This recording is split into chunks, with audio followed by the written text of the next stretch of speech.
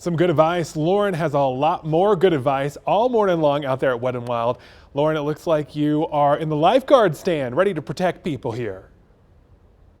Yeah, Ben, I'm keeping a lookout, making sure everybody is safe. You know, you see them at water parks like this, you see them at pools all across the country. I'm talking about lifeguards, but you know, they're not always everywhere you're around bodies of water. Maybe your own personal pool, maybe you're at the lake.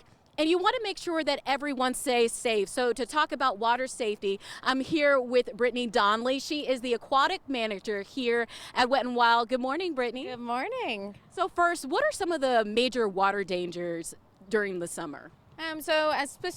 Especially in unclear water, not knowing the depth can be a big issue, as well as moving, and any turbulent water can pull people away. Things like the ocean, those aren't necessarily applicable here, but they're definitely dangerous to be aware of. And then also the heat, that's just as important as water safety. You know, we're approaching our hottest day of the year, 90 degrees. What are some things that families can stay safe during the heat?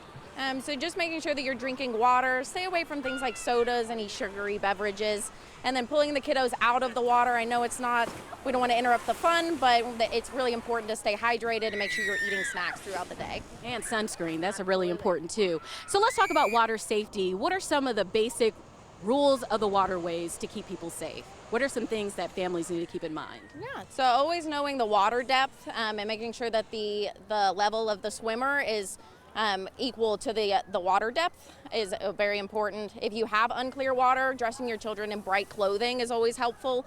And then wearing a Coast Guard approved life jacket, especially when you're unsure of the water depth, is always a good key thing. And then supervising your children, of course, is the most key point. Yeah, keeping your eyes on them. So you all do a lot of rescues, a lot of drowning rescues. Kind of walk us through a scenario for us. So the lifeguards are constantly scanning. They're not allowed to take their eyes off the water at any point. They're looking for outreaching movements. They jump in, they alert using their whistle, and then they safely execute a rescue, keeping arm's length for their own safety. How often would you say something like this happens at the water park or pools in general? So it happens a lot more frequently than you think. Throughout the summer, the lifeguards typically do about 1,000 rescues a summer. But in everyday, apartment complex pools, they can be just as frequent. Talk to me a little bit about CPR. I know that's something that you all have to learn. What kind of methods do you all use? So we're certified through Ellison Associates, so we provide all the training in-house here. We follow all of the AHA, American Heart Association guidelines for depths and compression ratios and all of that good stuff. So we provide a healthcare provider BLS here.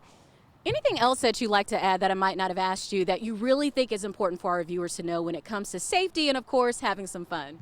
Just constantly supervising your children and making sure that everyone, and you never go swimming alone, is one of the biggest things that can prevent drownings. All right, well, thank you so much, Brittany. This was some very helpful information. And guys, like I said, safety is a priority, but we want to make sure that we are having fun. So coming up, we're going to tell you about some of the new features here at the park. And me and Christian, we're actually going to try some of the new foods. Back to you guys.